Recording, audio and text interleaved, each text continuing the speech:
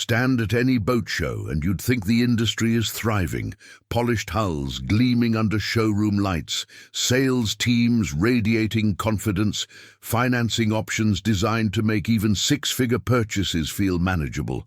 The atmosphere hums with optimism, the kind that comes from believing the good times will roll forever. But step outside that bubble and talk to the people who actually keep boats running, the yard managers, the marine surveyors, the insurance underwriters, the old-timers who've seen multiple economic cycles come and go, and you'll hear a very different story. They're not optimistic. They're bracing for impact. The recreational boating industry, for all its surface shine and record sales figures, is built on foundations that are quietly crumbling. The problems aren't emerging, they're already here, and they're structural, not cyclical. This isn't about a bad quarter or a temporary downturn in consumer confidence. It's about fundamental shifts in demographics, economics, infrastructure, and the way boats themselves are being built and sold. The warning signs have been visible for years to anyone paying attention, but the industry has largely chosen to focus on quarterly sales numbers and dealer inventories rather than confronting the deeper issues that threaten long-term viability. What follows isn't speculation or pessimism for its own sake.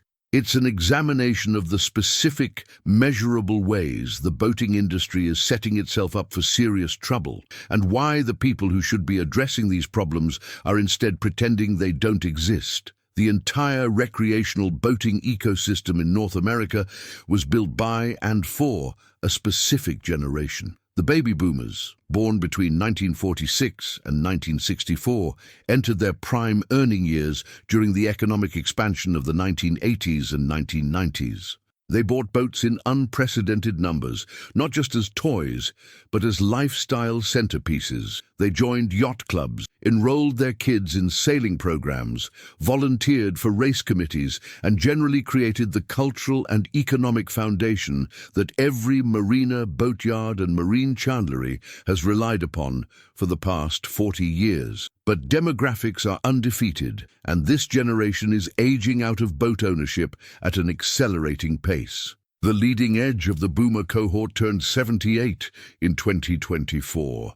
The trailing edge is now 60. For many, the physical demands of boat ownership, climbing in and out of cockpits, handling heavy sails, maintaining balance on moving decks, are becoming difficult or impossible. Health issues that were abstract concerns a decade ago are now immediate limitations. A sailor who handled single-handed passages in their 50s may find themselves unable to manage dock lines in their 70s. Partners and spouses who once shared the work are dealing with their own age-related challenges, and the calculus shifts quickly when one person can no longer reliably participate.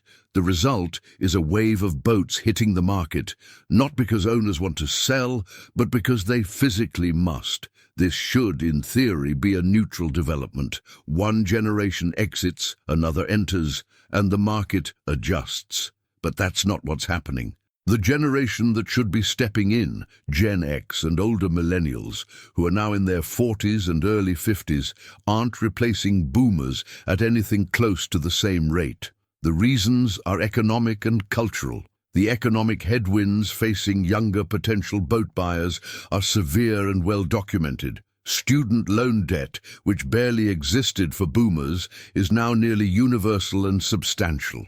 The median Gen X household carries significantly more debt relative to income than boomers did at the same age. Housing costs, both for ownership and rental, have increased far faster than wages, consuming discretionary income that might otherwise go toward boat ownership. Job security, the kind that came with corporate careers and defined benefit pensions, has largely disappeared, replaced by gig work, contract positions, and the constant threat of restructuring. The idea of committing to a large illiquid asset with ongoing costs in the tens of thousands of dollars per year feels reckless when your employment future is uncertain and your retirement savings are inadequate.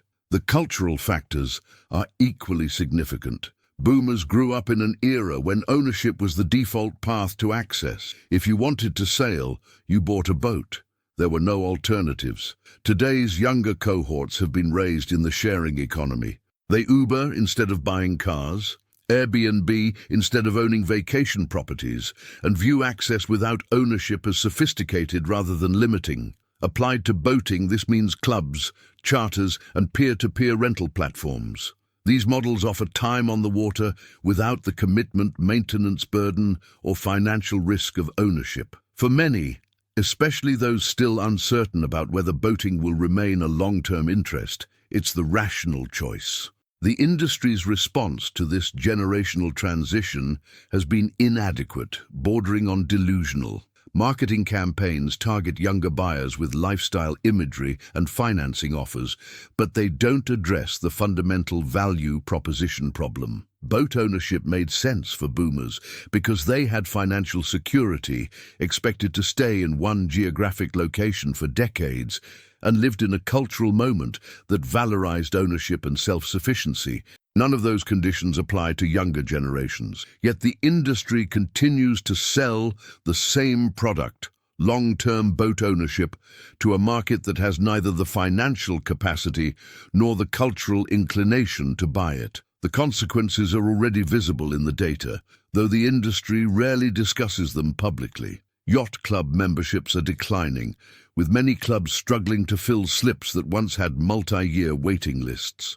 Sailing schools are closing or consolidating, unable to attract sufficient enrollment to cover costs. The used boat market, particularly for older cruising sailboats and trawlers, shows troubling signs of oversupply, with many listings sitting for months or even years despite price reductions. These aren't temporary blips, they're the leading edge of a structural shift that will accelerate as more boomers age out and fewer younger buyers step in to replace them. While demographics create demand-side pressure, the supply side is facing its own crisis, one that receives even less attention despite being potentially more destructive. Marina capacity, the actual physical space where boats can be kept, is shrinking in most desirable locations, and the trend is accelerating. The mechanism is straightforward economics. Waterfront property in urban and near-urban areas has become extraordinarily valuable. A marina occupying prime waterfront land generates revenue through slip fees, fuel sales, and minor services. A mixed-use development on the same land generates dramatically higher returns through condominium sales, restaurants, retail, and event spaces. When the land under a marina becomes worth more than the marina business itself, the math becomes inevitable. Developers approach family-owned marina businesses that have operated for generations, with offers that represent generational wealth, the chance to retire comfortably and pass substantial assets to children. The owners sell, and within a few years, the working waterfront is transformed into luxury housing with perhaps a small, decorative marina for residents' boats, if any water access remains at all. This process has been underway for decades, but it's accelerating. Climate change is increasing the frequency and severity of storms, and many older marinas lack the infrastructure to withstand repeated battering. When a major hurricane destroys docks and damages facilities, insurance may cover only a fraction of rebuilding costs. Faced with inadequate insurance payouts, aging infrastructure that needs complete replacement, and a lucrative offer from a developer, many owners choose to sell rather than rebuild. Environmental regulations, often well-intentioned, add another layer of pressure. Stormwater management requirements, restrictions on bottom paint and fuel handling, and mandates for upgraded sewage pump-out facilities all increase operating costs. For small, marginally profitable marinas, these requirements can be the final straw that makes continuing operations financially untenable. Even marinas that remain in operation are changing in ways that reduce overall capacity and accessibility. The economics strongly favor larger boats.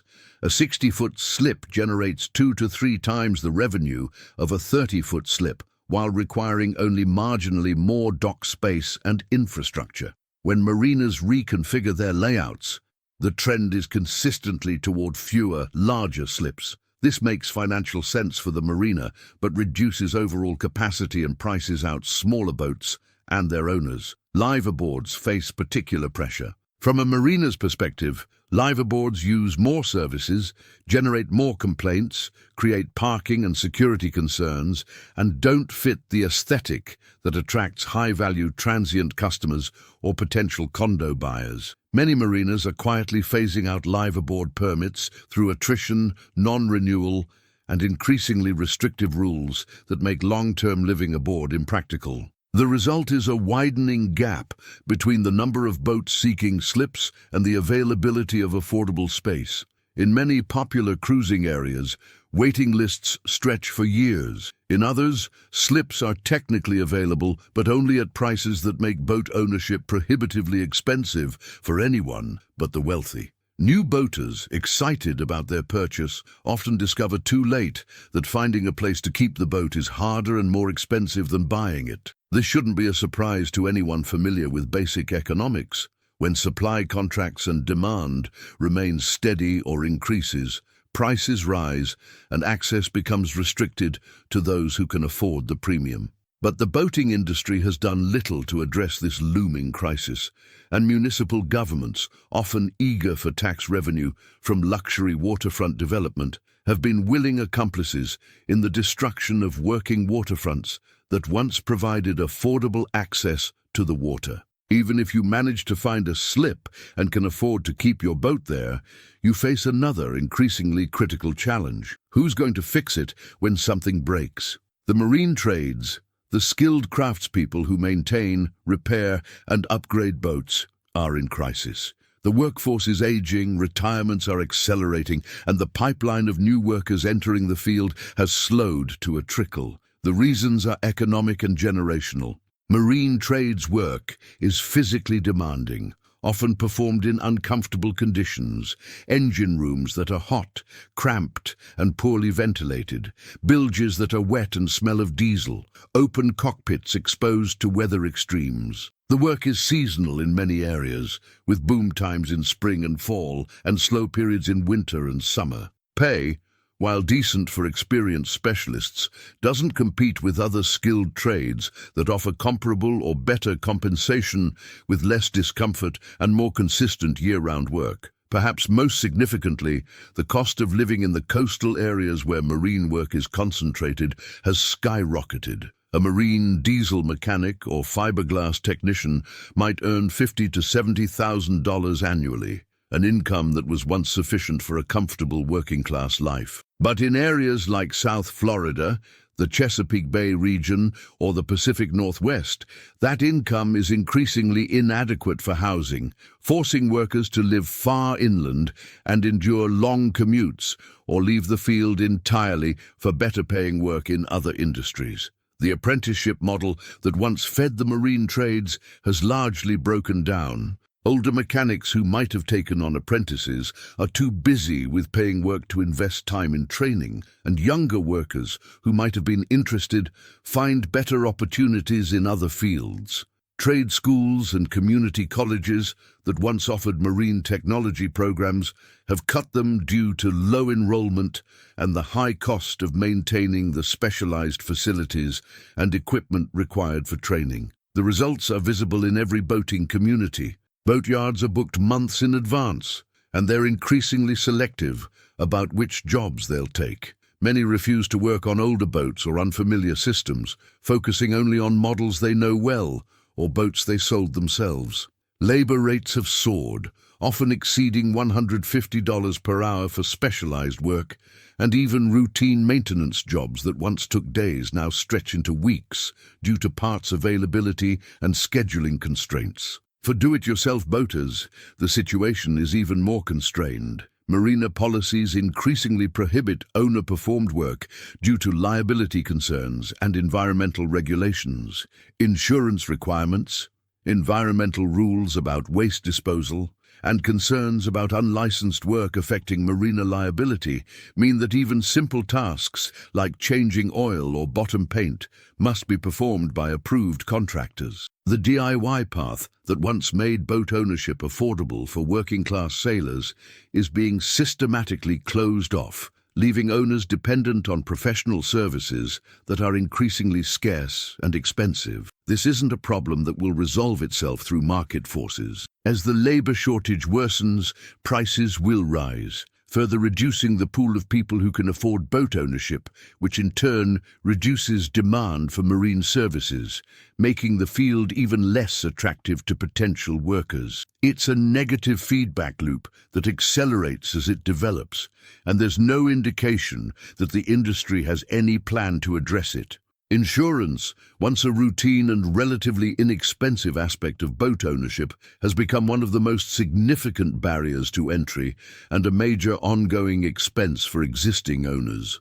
The transformation has been driven by climate change, actuarial data, and an industry-wide reassessment of risk that has left large segments of the market either uninsurable or insurable only at prohibitive costs. The fundamental problem is that boats, unlike cars or homes, face catastrophic risks that are increasing in frequency and severity. Hurricanes, which destroy boats by the hundreds or thousands in a single event, are occurring more frequently and with greater intensity. Even relatively modest storms can cause marina damage, breakaway collisions, and sinking when boats are inadequately secured or when infrastructure fails. Insurers have responded by dramatically tightening underwriting standards and, in many cases, exiting markets entirely. In hurricane-prone regions like Florida, the Gulf Coast, and parts of the Caribbean, major carriers have stopped writing new policies. Existing policyholders are often non-renewed, and those who can find coverage face deductibles that are percentage-based rather than fixed amounts, meaning a boat insured for $100,000 might carry a $10,000 hurricane deductible, effectively self-insuring against anything but total loss. Age restrictions have become nearly universal and increasingly strict. Boats over 20 years old face mandatory surveys, and those over 30 years may be uninsurable regardless of condition. The surveys themselves, which can cost thousands of dollars, have become exhaustive documents that identify every potential issue, creating a catch-22 for buyers. The survey finds problems. The insurer requires repairs before issuing coverage, but the repairs often cost more than the boat's value, making the purchase financially irrational. Even when coverage is available, the terms have deteriorated sharply. Liability limits that once seemed generous are now considered barely adequate, and the costs have increased accordingly. Navigation restrictions limit where boats can be taken and during what season. Haul-out requirements mandate that boats be removed from the water during hurricane season, a logistical and financial burden that's impossible for many owners to meet. The disconnect between insurance availability and the used boat market is creating a growing shadow fleet of effectively uninsurable boats. These vessels, often older but still seaworthy, trade at deep discounts because buyers can't obtain financing, which requires insurance, and marinas increasingly require proof of coverage as a condition of berthing. The boats exist in a grey market, sometimes with liability-only coverage, sometimes with no coverage at all, owned by people willing to accept the risk in exchange for affordable access to sailing. The industry's response has been to largely ignore the problem, treating it as an insurance industry issue rather than a fundamental threat to the market. But insurance isn't a separate concern, it's central to the entire ownership model. A boat that can't be insured can't be financed, can't be kept in most marinas, and carries catastrophic financial risk for the owner.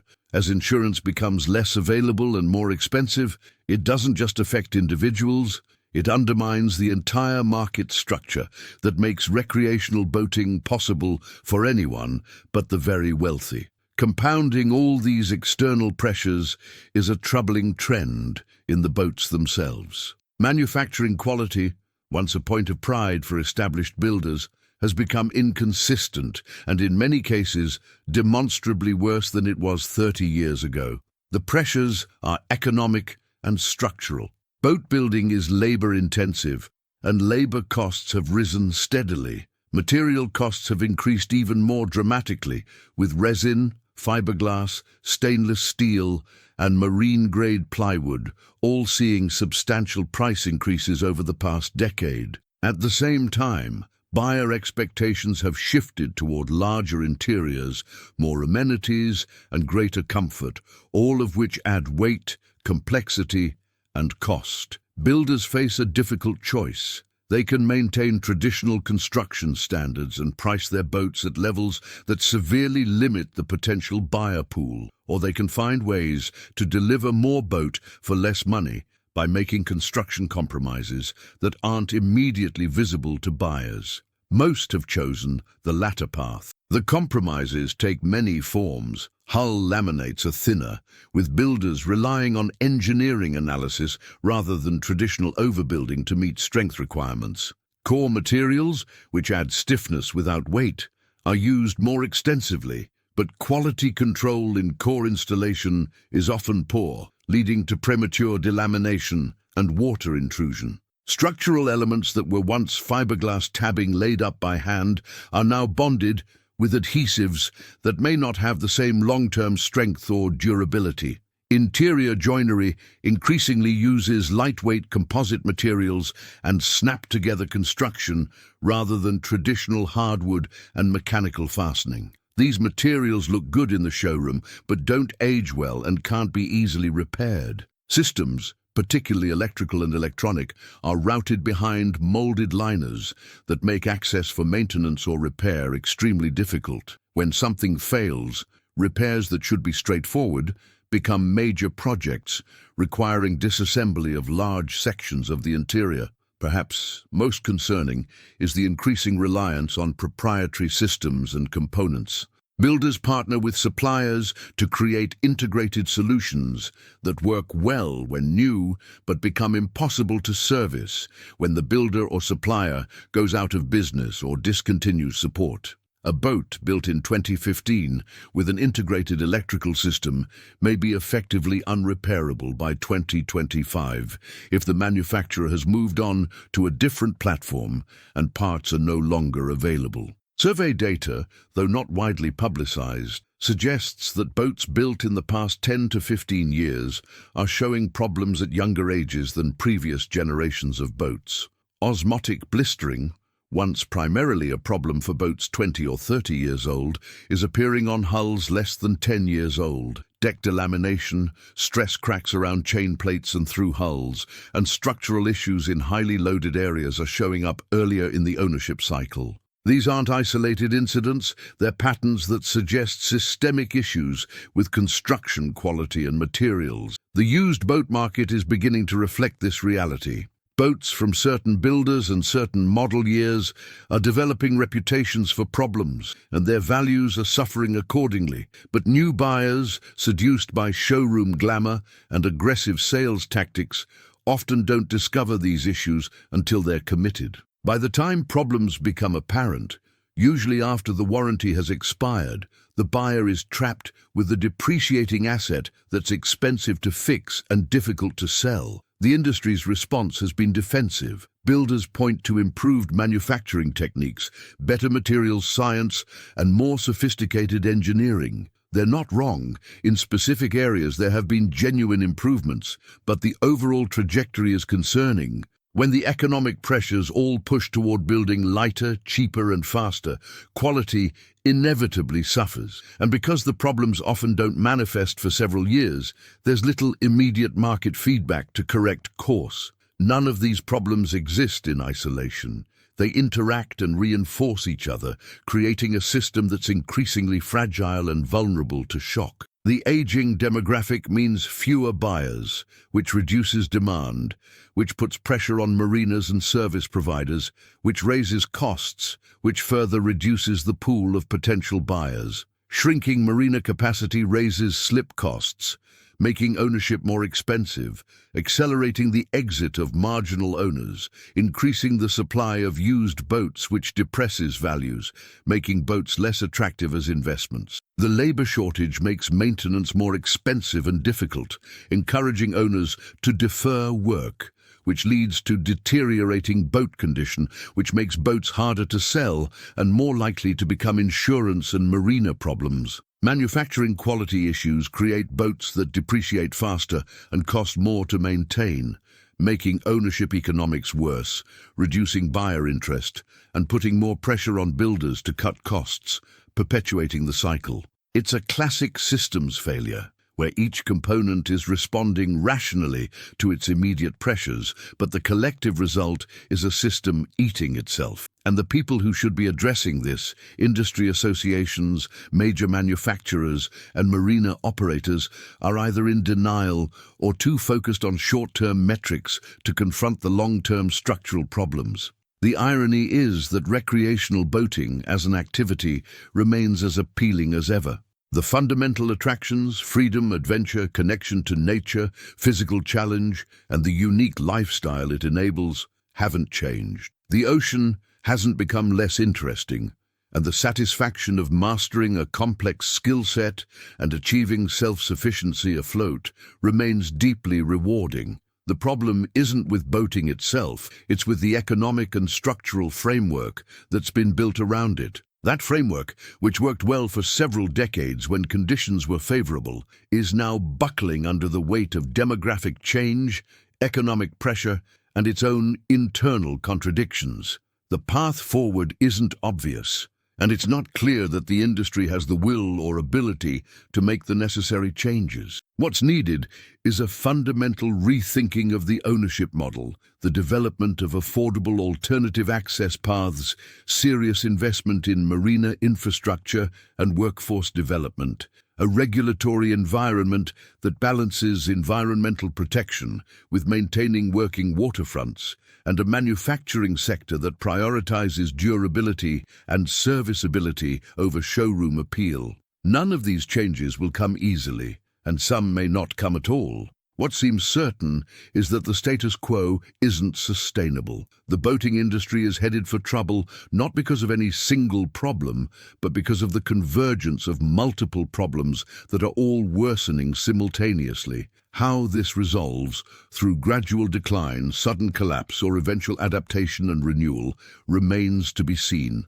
But anyone entering the market today needs to understand that they're joining an industry in transition, and not in a good way.